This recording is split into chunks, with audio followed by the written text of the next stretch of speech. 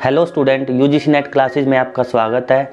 आज हम बात करेंगे कि एनटीए यूजीसी नेट के 15 डेज पहले हमारी क्या स्ट्रेटेजी होनी चाहिए, हमें किस तरीके से अपने एग्ज़ाम की प्रिपरेशन करनी चाहिए, हमें कैसे रिवीजन करनी चाहिए, कौन सी ट्रिक अपनानी चाहिए जिससे हम ज़्यादा से ज़्यादा स्कोर करें। तो जैसे ही 15 डेज अभी बाकी है आपके एग्ज़ाम में, तो उसके लिए आपको सबसे पहले तो मैं बता दूं कि यूजीसी नेट एग्ज़ाम में आपके 2 पेपर होते हैं, एक पेपर 1 और एक पेपर 2। पेपर 1 सभी के लिए कॉमन सब्जेक्ट होता है, जितने भी सब्जेक्ट होते हैं, और पेपर 2 अपना सभी का अब अपना सब्जेक्ट होता है, जैसे पॉलिटिकल साइंस का, सोशियोलॉजी का, इकोनॉमिक्स का एंड सो ऑन। तो इस तरीके से पेपर 1 की जो वेटेज होती है हमारे एनटीए यूजीसी नेट में, उसमें 50 क्वेश्चन आते हैं और 100 मार्क्स का होता है। और जो पेपर 2 है वो हमारा 100 क्वेश्चन होते हैं उसमें, और वो 200 मार्क्स का होता है। तो टोटल हमारा यूजीसी नेट का जो पेपर होता है वो 300 मार्क्स का होता है। तो इक्वल क्वेश्चंस इम्पोर्टेंट है, चाहे वो पेपर 1 से है चाहे पेपर 2 से है। जब भी हम तैयारी करें तो हम ज़्यादातर क्या करते हैं कि पेपर 2 पे ज़्यादा फोकस करते हैं और पेपर 1 पे बहुत ही कम फोकस करते हैं। तो मेरी एडवाइस ये है कि जब भी आप नेट के लिए प्रिपरेशन करें तो आप पेपर 2 को और पेपर 1 को दोनों को इक्वली इम्पोर्टेंस दें, क्योंकि आपका क्वेश्चन चाहे पेपर 1 से ठीक हो चाहे पेपर 2 से ठीक हो, वो इक्वल मार्क्स कैरी करेगा। 1 क्वेश्चन अगर ठीक होता है तो उसके 2 मार्क्स है, चाहे वो पेपर 1 से ठीक हो चाहे पेपर 2 से ठीक हो। और बहुत सारे बच्चों का जो नेट जेआरएफ रह जाता है वो पेपर 1 की वजह से ज़्यादातर बच्चों का रह जाता है, क्योंकि पेपर 2 जो उनके सब्जेक्ट का पेपर होता है उस पर तो उनकी अच्छी पकड़ होती है, लेकिन पेपर 1 में लिटिल बिट वो कम ध्यान देते हैं और इस कारण उनके कम स्कोर कर पाते हैं, जिस वजह से मोस्टली बच्चों का नेट या जेआरएफ पेपर 1 की वजह से रह जाता है। तो ये माना जाता है जनरली, अगर जिसका पेपर 1 स्ट्रॉन्ग होता है तो उसको नेट जेआरएफ क्लियर करने में ज़्यादा दिक्कत नहीं होती। तो अब बात करते हैं कि लास्ट 15 डेज बचे हैं, इनमें हमें क्या करना चाहिए। तो मेरी आपको एडवाइज है कि सबसे इम्पोर्टेंट अगर हम देख के हमारे पेपर 1 और पेपर 2 में जो कॉमन चीज़ है वो है हमारा क्या, कॉम्प्रिहेंशन। और कॉम्प्रिहेंशन पेपर 1 में 1 कॉम्प्रिहेंशन आता है और पेपर 2 में 2 कॉम्प्रिहेंशन आएंगे। तो टोटल मिला के हमारे 3 कॉम्प्रिहेंशन है जो 15 क्वेश्चन होते हैं और 30 मार्क्स कैरी करते हैं।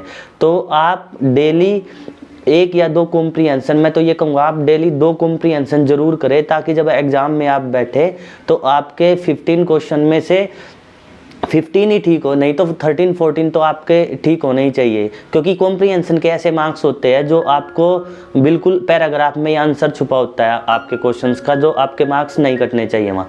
सेकंड जो पोर्शन है इसमें वो है डीआई के भी 5 क्वेश्चन आते हैं। अगर आपको डीआई आता है तो आपके पूरे डीआई के मार्क्स हो जाते हैं, तो कुल मिला के 20 क्वेश्चन हो जाते हैं।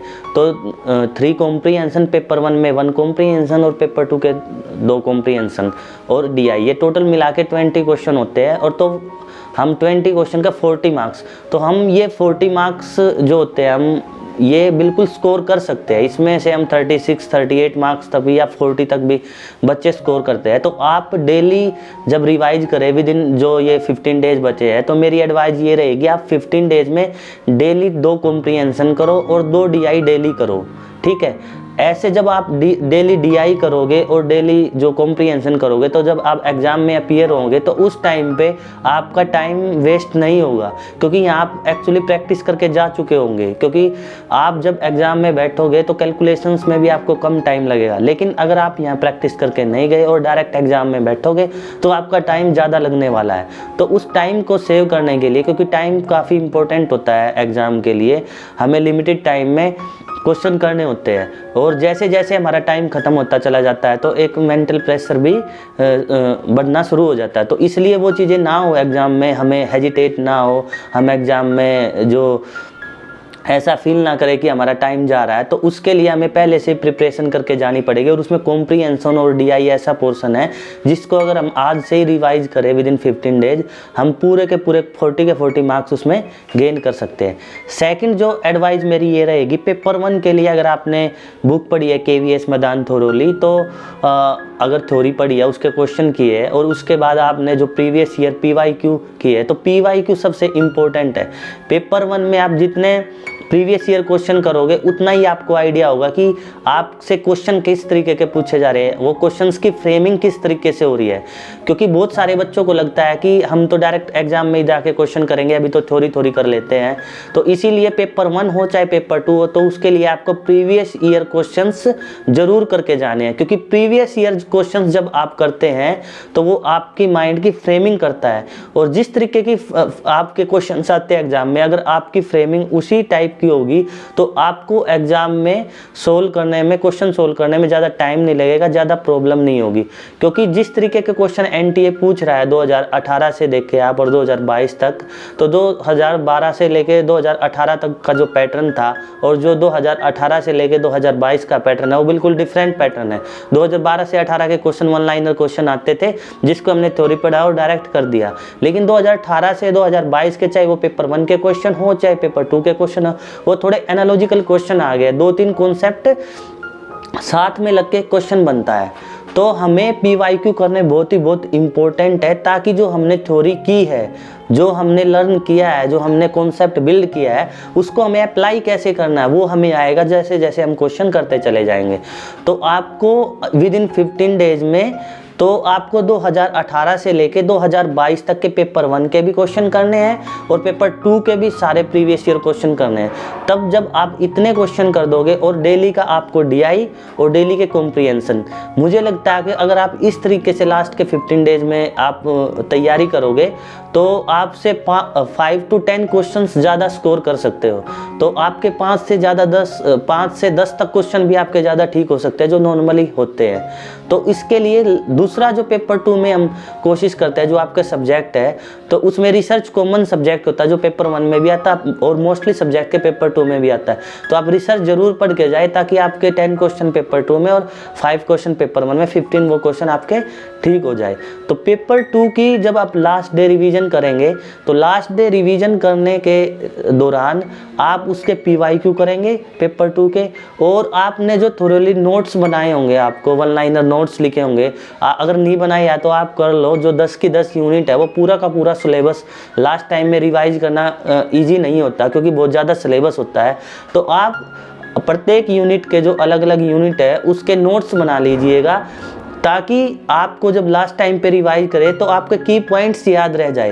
क्योंकि की पॉइंट्स से ही क्वेश्चंस एनटीए पूछता है, और जो जैसे ही आप डॉट कनेक्ट करोगे, की पॉइंट्स कनेक्ट करोगे, तो उससे होगा क्या कि जो आपने थ्योरी पढ़ी है, जो पूरी की पूरी थ्योरी आपने पढ़ी थी पेपर 2 के लिए, और जब आप नोट्स में रिवाइज करोगे, जो आपके कंसाइज नोट्स बहुत ज़रूरी है क्योंकि लास्ट टाइम पे आप पूरे के पूरे नोट्स नहीं पढ़ सकते। तो इसीलिए आप एक नोटबुक में अपने कंसाइज नोट जरूर तैयार करें ताकि लास्ट टाइम में पढ़ के जरूर जाए। और स्ट्रेस का जो मामला है, जो डिमोटिवेशन का मामला, वो सभी के साथ होता है। जब हमने एग्जाम दिया था, जब मैंने एग्जाम दिया था, तो मेरे साथ भी हुआ था। एक टाइम लगता था कि आपका नेट जेआरएफ हो जाएगा, एक टाइम लगता था नहीं होगा।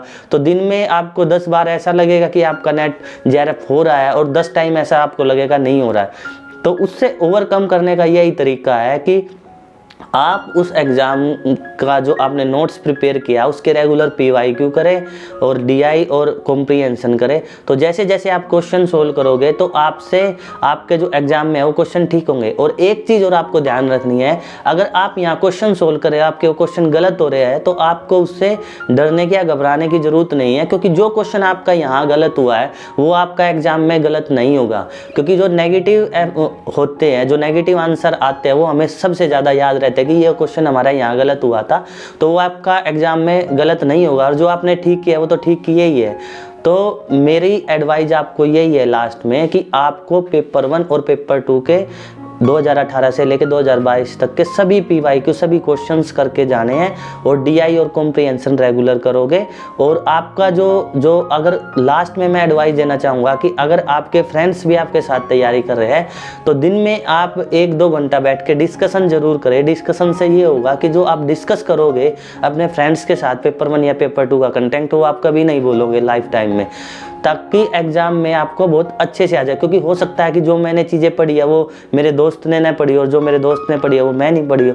तो इसलिए जब हम डिस्कस करेंगे तो जो कॉमन चीज़ें निकल के आएंगी वो आपके लिए बहुत ज़्यादा फायदेमंद होगी। हो सकता है एक टॉपिक वो पढ़ ले आपका, हो सकता है कि एक टॉपिक आप करा दें उनको। तो इस तरीके से आप डिस्कशन ज़रूर करें। और दूसरा जो सबसे इम्पोर्टेंट पॉइंट है कि आपका जो मोटिवेशन का अप डाउन है वो ज़रूर आएगा, लेकिन जैसे जैसे आप क्वेश्चन सोल्व करोगे आप उससे ओवरकम कर जाएंगे। इसके बारे में हम नेक्स्ट वीडियो में बात करेंगे कि जो एग्ज़ाम का डे होता है उस दिन हमें कैसे मैनेज करना होता है, टाइम कैसे मैनेज करें, और अगर हम क्वेश्चन नहीं आ रहे तो उस पर हम कैसे अटैम्प्ट करें। तो इसकी बात हम नेक्स्ट वीडियो में करेंगे जो हमारी आएगी। इस वीडियो में हम सिर्फ इतना आपको बता दे रहे हैं कि आपके जो लास्ट 15 डेज बचे हैं उसमें सबसे इम्पोर्टेंट ये है कि आपके वन लाइनर या जो आपने नोट्स बनाए हैं वो स्टडी करो आप।